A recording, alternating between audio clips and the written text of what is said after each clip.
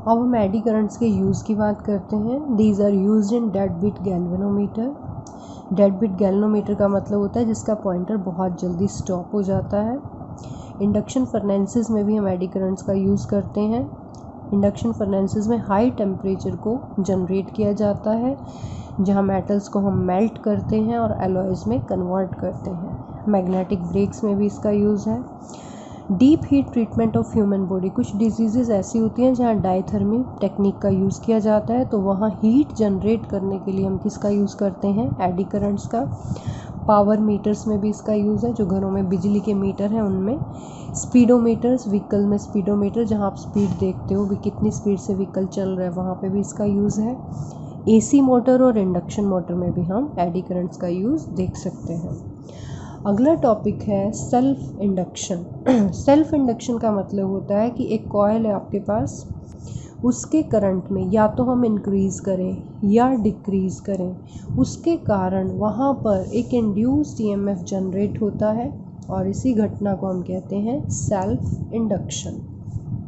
हमने एक कॉइल ले ली, कॉइल के साथ सेल या बैटरी जोड़ दी, रियोस्टेट लगा दी और एक की लगा दी। हमारा सर्किट है।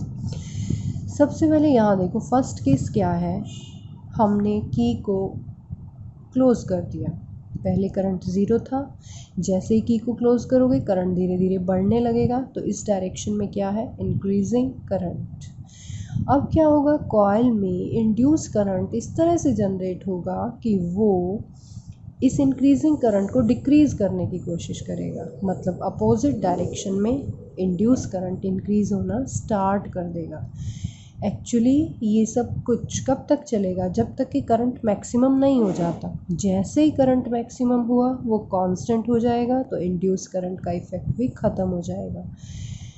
तो एक तरह से ये हर सर्किट में देखने को मिलता है। तो इसके कारण क्या हो जाता है कि करंट को अपनी मैक्सिमम वैल्यू को अचीव करने में थोड़ा सा टाइम लग जाता है, डिले हो जाता है। सेकेंड केस देखो, जब करंट मैक्सिमम हो चुका था और आपने की को ऑफ कर दिया, की को ओपन कर दिया, तो करंट मैक्सिमम तो है और वो धीरे धीरे डिक्रीज़ होगा। तो अब इस डायरेक्शन में करंट क्या हो रहा है? डिक्रीज़। अब इंड्यूस करंट इस तरह से जनरेट होंगे कि वो इसी डायरेक्शन में इंक्रीज़ होंगे, ताकि इस डिक्रीजिंग करंट का वो क्या कर सकें? अपोज कर सकें। तो आपने कई बार देखा होगा, जब आप स्विच ऑफ करते हो तो स्पार्किंग होती है। वो स्पार्किंग इन्हीं इंड्यूस्ड करंट्स के कारण होती है कि वो करंट को एकदम से डिक्रीज़ होकर ज़ीरो नहीं होने देते, वो करंट के डिक्रीज़ को भी डिले कर देते हैं, लेट कर देते हैं।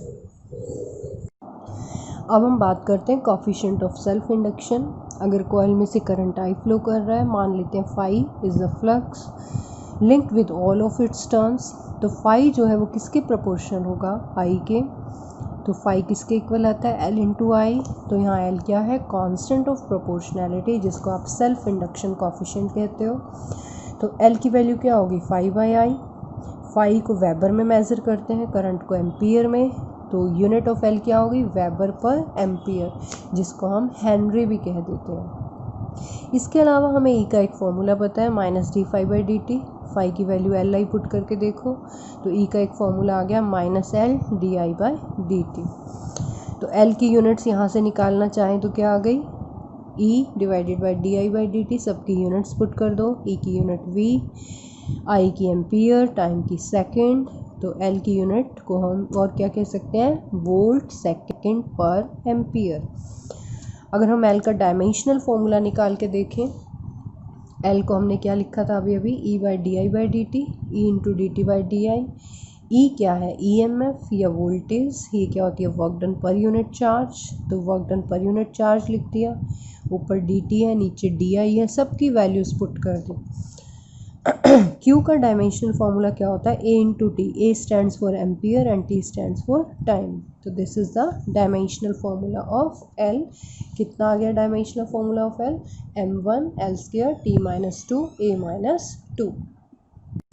अब हम निकालेंगे सेल्फ इंडक्शन कोफिशिएंट एक सोलेनॉइड का। ये चीज़ हम पहले निकाल चुके हैं कि B मैग्नेटिक फील्ड सोलेनॉइड के लिए कितना आता है? म्यू नॉट n इंटू आई। n क्या होता है? Number of turns per unit length, तो n कैपिटल N मान लिया हमने, total number of turns in the solenoid, and L is the length of solenoid. B की वैल्यू में हमने n बाई एल को पुट कर दिया। अब हम केवल एक टर्न का फ्लक्स निकाल लेते हैं। फ्लक्स का फॉर्मूला होता है B × A। B के फॉर्मूले को A से मल्टीप्लाई कर दो। Total flux of the solenoid निकालने के लिए हम एक टर्न के फ्लक्स को टोटल नंबर ऑफ टर्न से मल्टीप्लाई कर देते हैं। तो यहाँ पे हमारे पास फाई का फॉर्मूला आ गया, लेकिन फाई का एक और फॉर्मूला है। फाई किसके इक्वल होता है? L × I। अब दोनों फॉर्मूलाज को इक्वेट कर दो, तो यहाँ से L की वैल्यू निकल आई μ0 n²A/L। अब हम डिफाइन करेंगे म्यूचुअल इंडक्शन। ये दो कॉइल्स की ऐसी प्रॉपर्टी है जिसके कारण एक कॉइल दूसरे में होने वाले करंट में चेंज का अपोज करेगी बाय इंड्यूसिंग एन ईएमएफ। कहने का मतलब करंट तो दूसरी में चेंज होगा और पहली कॉइल अपने में करंट को इस तरह से इंड्यूस करेगी कि दूसरी कॉइल में होने वाले चेंज को वो क्या कर सके? अपोज कर सके। यहाँ पर हमने दो कॉइल ले ली, एक को हमने प्राइमरी कह दिया, एक को हमने सेकेंडरी कह दिया। प्राइमरी कॉइल में तो हमने सेल लगा रखी है, लेकिन सेकेंडरी कॉइल में हमने कोई सेल नहीं लगाई, बल्कि एक गैल्वेनोमीटर लगाया करंट को मेज़र करने के लिए। हम मान लेते हैं आई करंट किस में से फ्लो कर रहा है? प्राइमरी में से, और उसके कारण सेकेंडरी का फ्लक्स कितना है? फाई। क्योंकि प्राइमरी के कॉइल के कारण करंट जनरेट जो हो रहा है, तो वो करंट क्या जनरेट करता है? Magnetic field. वो मैग्नेटिक फील्ड लाइंस इसमें से पास करेंगी तो यहाँ भी फ्लक्स जनरेट होगा। जब तक करंट मैक्सिमम नहीं हो जाता तब तक चेंज होता रहता है, तो इसका मतलब उससे रिलेटेड फ्लक्स में भी क्या होगा? चेंज। तो सेकंड कॉइल का जो फ्लक्स है वो फर्स्ट कॉइल के करंट के प्रोपोर्शनल है। Phi is directly proportional to I. तो फाई किसके इक्वल होगा? M × I। यहाँ M क्या है? Coefficient of mutual induction. M का फॉर्मूला क्या बनेगा? φ/I। यूनिट्स क्या बनेंगी? वेबर पर एम्पियर, जिसको आप हेनरी कह सकते हो। E का एक और फॉर्मूला भी है -dφ/dt, वहाँ भी पुट कर दिया हमने इसको। तो यहाँ पर M का एक फॉर्मूला आ गया E/dI/dt। अगर मैं dI/dt को 1 के इक्वल कर लूँ तो M किसके इक्वल आ गया? E के। तो यहाँ से हम M को डिफाइन कर सकते हैं, rate of change of current in one coil is. अगर हम एक कॉइल के rate of change of current को 1 एम्पियर पर सेकेंड कर देते हैं, तो वहाँ जो म्यूचुअल इंडक्शन का कॉफिशेंट होगा वो इंड्यूस्ड ईएमएफ के इक्वल होगा। और इंड्यूस्ड ईएमएफ कौन सी कॉइल में जनरेट हो रहा है? सेकेंड में। कहने का मतलब करंट तो इस कॉइल में चेंज होगा और इंड्यूस्ड ईएमएफ इसमें भी जनरेट होगा, तो इसका प्रभाव इसके ऊपर पड़ा। तो इसीलिए यहाँ पर हमने इफ़ेक्ट का नाम क्या दिया? Mutual induction. यहाँ पर हमने एक और कंसेप्ट दिया है, non inductive resistance. Non inductive resistance मतलब प्योर रेजिस्टेंस जिसमें इंडक्टर का प्रभाव नहीं होगा। अब जैसे हमारे स्टैंडर्ड रेजिस्टेंसेस होते हैं, उनमें हमने बहुत हाई रेजिस्टेंस प्रोवाइड करना होता है, तो वहाँ पर हम वायर्स को इस तरह से कर्ल करते हैं।